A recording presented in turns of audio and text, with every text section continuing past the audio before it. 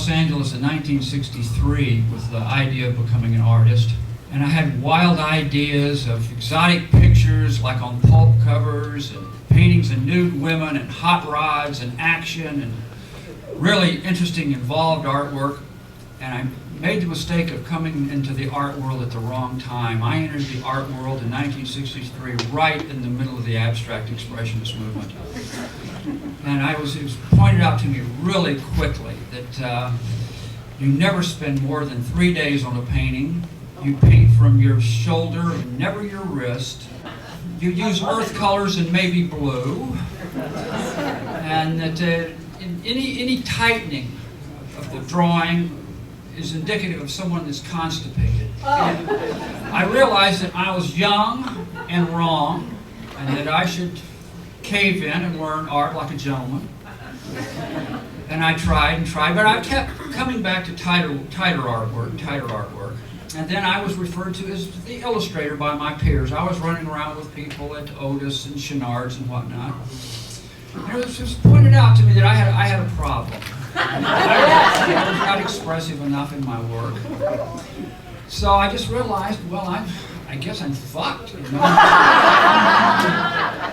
So I went off to get a few jobs to make a living with my abilities, and I went from job to job. I finally landed a job as an illustrator for Ed Big Daddy Roth, the custom car guy that made t-shirts.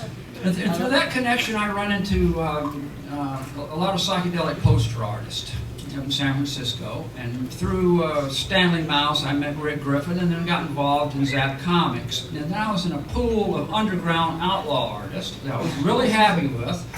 And as we got to talking, we realized we all had problems with abstract expressionism. And then we found out there's legions of talented, capable draftsmen that were thrown out of the art world, relegated to doing B-movie posters and whatnot. A large section had to be cut out of the art world because these people were just too facile. And facile is a word that means you're too tight. That means you're bad if you're facile. An art critic will refer to you as facile. I was a facile motherfucker.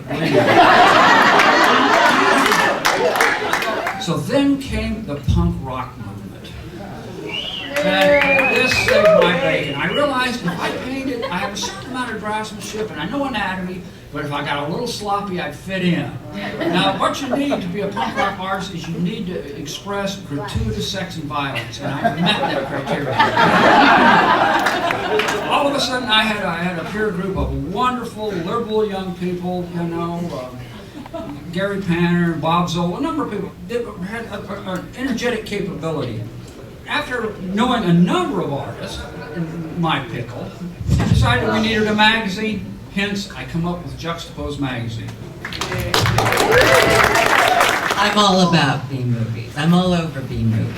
My birth was a B-movie. It was very sad. Now, we can set aside terms of the debate. I mean, and simply say that Lowbrow won a long time ago. But that doesn't mean that lowbrow doesn't need highbrow.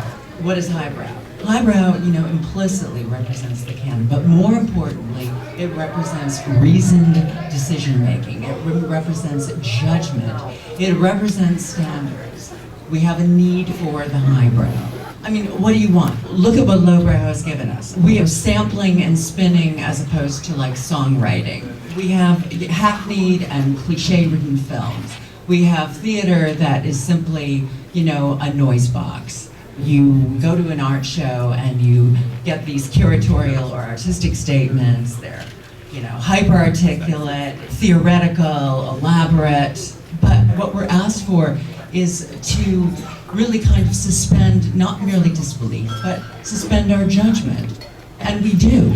We plunge ourselves into the experience. I mean, we want to change with the cultural tides. The technology has changed, the culture has changed.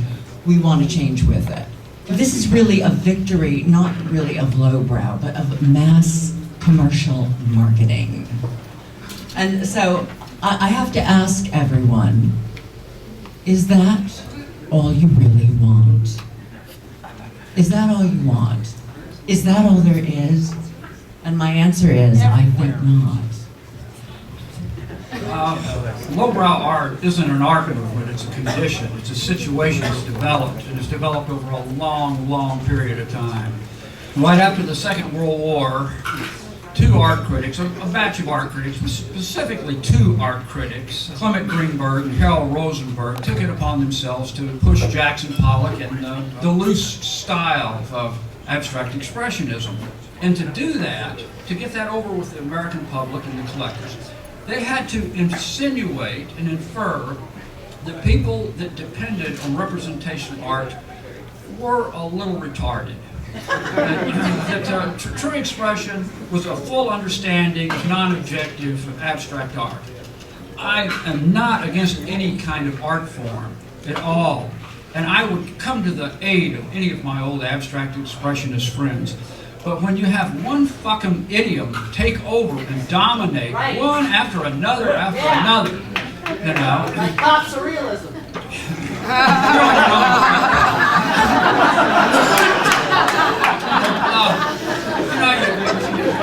We go to pop art, we go to minimalism, conceptualism, one thing after another. It's totally dominant. There's nothing wrong with any of them other than they become fucking absolutisms. You need, instead of 4 or 5 isms, you need like maybe 12 goddamn different things. So that's where the problem lies. And it's, you know, being an artist is really tough. It is a really fucking brutal way to make a living. Let me tell you, I never encourage young people to be an artist. They have to. Okay, first of all, let's first note for the record that lowbrow, so to speak, the genre, is a fixture in the contemporary art world. So set that right alongside your Clement Greenberg and Jackson Pollock and Mark Rothko or what have you. I think your, Mr. Williams, own comments illustrate lowbrow's inherent deficiencies as well as its highbrow aspirations. If we could just examine the phrase cartoon-tainted abstract surrealism. Are you bored? Now what about your art is a taint, I would ask you, number one. Number two, there's the insertion for all your disparagement of abstract expressionism and that style, and that dominance, that cultural dominance, which was for a brief period ascendant. Nevertheless, abstract surrealism, you have invoked this. You have invoked it for a good reason. It represents a kind of higher aspiration for the kind of art that you are making, which is not simply lowbrow, but something that goes well beyond that. And that, I would say, is where lowbrow aspires to highbrow, and that is where all good things begin. You know, and I would argue that after 20 or 30 years of lowered expectations universally in this culture, it is a very necessary thing. I'm just a bad person. I'm not coming to the table with a bunch of virtue here. You know, I'm just another artist trying to weenie my way through life. That's great.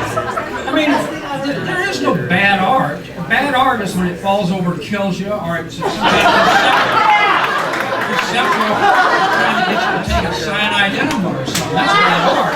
And I'm just a questionable person. I'm a questionable side. I'm probably the only person in the room with a damn tie.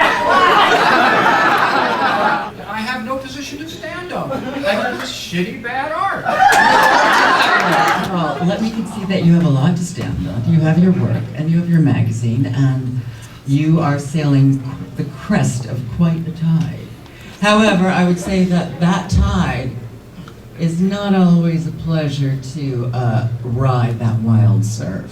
I don't follow virtuosity, I follow compulsion. Yes. We all work hard for the money. We all work hard for the glory. But for the highbrow, for the true highbrow, it's really not about the glory. It's really not about the money. It's not about the casually tossed off. It's about something that's really thought out. It's about the carefully observed and the making it the best it can be and, you know, instead of putting a gilt frame around kitsch, to look for that special thing, the masterpiece, the highest possible standard. Robert Williams, let's give it up for Robert.